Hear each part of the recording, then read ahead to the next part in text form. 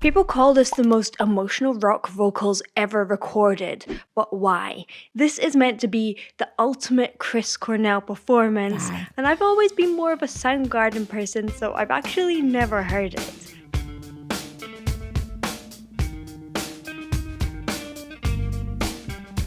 Oh, it's making my brain tingle, the way it's like whir, whir, whir in my ears.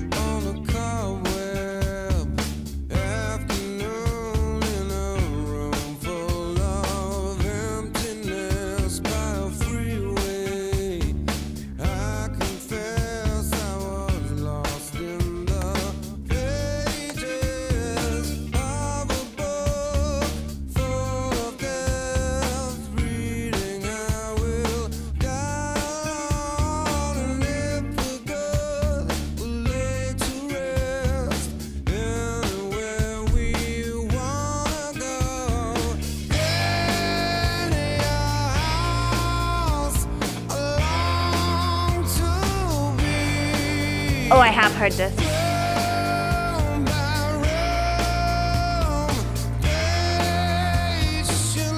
Ugh, that rasp. What makes it feel so exposed yet so in control? Well, first of all, it's really interesting because he's doing the opposite of what I say to all my students. He is not opening his mouth. It gives him that really distinct tone as if he's singing through his teeth, yet he has so much openness at the back, and that's really the key. When I'm asking my students to open their mouths, actually what I'm wanting them to do is make a bigger space between the back of their tongue and their soft palate, and opening up at the front sometimes helps you do that. Let's go and find some of those little moments in this. Tiny space. I love that.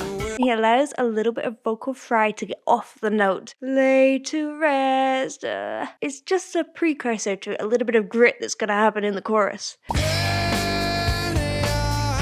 It's so natural here. Can you see the different mouth position where he wants to make it really big? Along. He opens up a little bit more and that allows the sound to resonate and get really big. He has naturally quite a resonant voice, so that does help. But still not loads.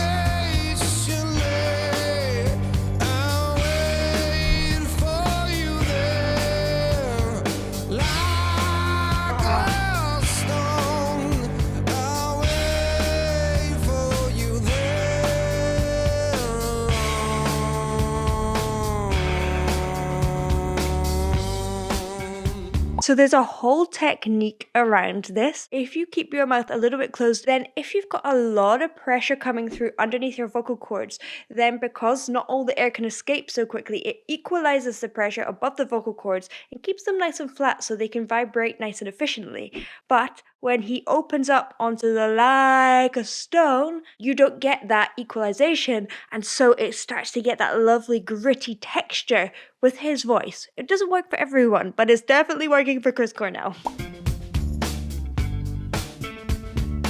The guitar is so cool. And the drums.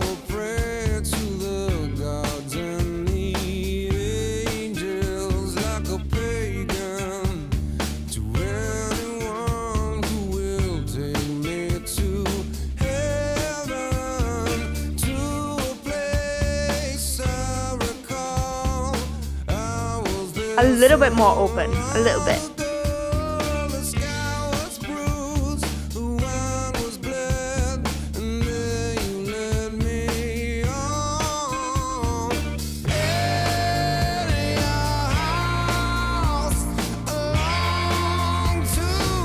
That vibrato, oh.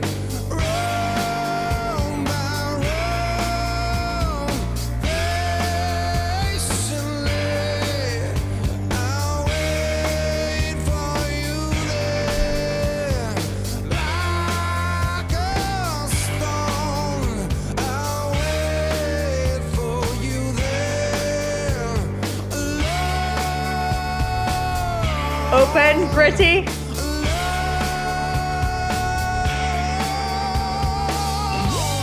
And you see he's actually kind of lifting his cheeks up there, and that creates even more space. So instead of alone, alone, lifting that top lip even more.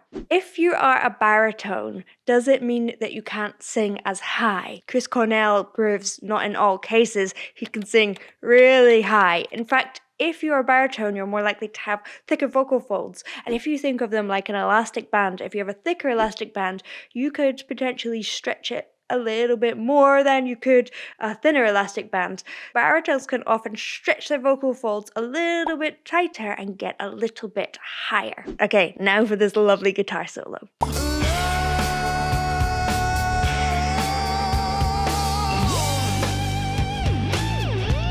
Ooh, I love this.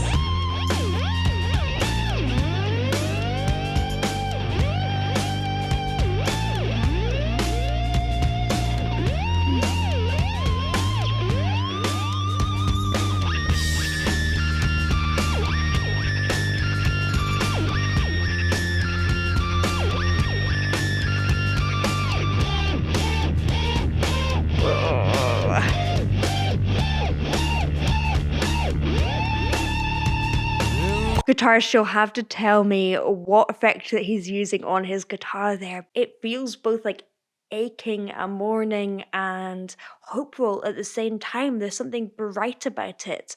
And I love how that matches up with the vocals.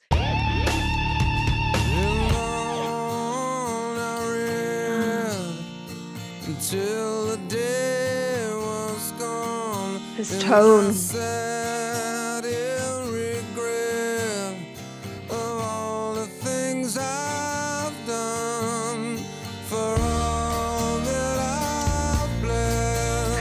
I love how they break it down there, and it's just like this haunting, stripped back guitar moment. Even though we've got all this amazing production that comes in the rest of the song, but here it's just Chris and a guitar singing something that is completely truthful and authentic to him. Every part of the track has quite a lot of restraint in it. It leaves a lot of space in the song, a lot of space for our imagination.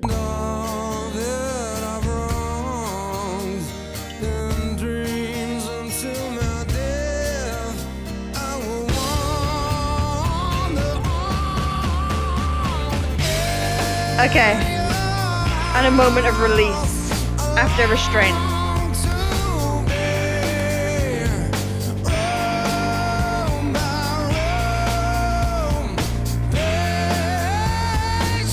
Yeah!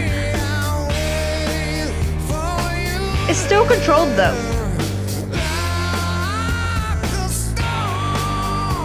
Oh, he's so good.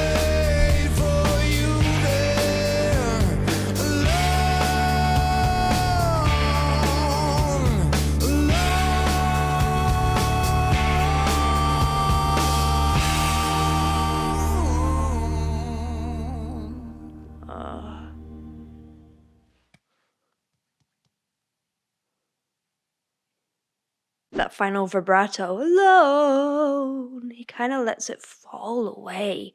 It feels like every time I hear Chris Cornell sing, it's all about serving the song. It's never about showing off. He has the facility in his voice to do wild, incredible notes, and he does do it to a certain extent here, but only when it makes complete sense to.